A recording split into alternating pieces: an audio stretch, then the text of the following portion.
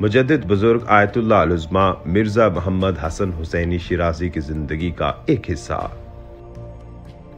जब उनकी उम्र सिर्फ 8 बरस थी, उस वक्त से उनके मामू मुजद्दिदुल अशरफ इनको मिर्जा के पास फनून वाज़ सीखने के लिए भेजा करते थे। उस्ताद ने इनको मरहूम कज़वीनी के अबाबुल जनान में से बाब हिफ्ज करने पर मामूर किया था। वो इस किताब के हर सफ़े को 2 बार पढ़ते और इसे हिफ्ज कर लिया करते थे। फिर मस्जिद वकील जाकर इसे मिंबर पर सुनाया करते थे। ये इनका रोज बरा का मशगला था। कहते हैं कि किताब अबाबुल जनान में खिताबत के लिए निहायत ही कवी इबारात पाए जाते हैं।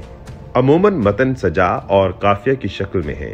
यकीनन इसका हिफ्ज करना एक मुश्किल और दुश्वार काम है।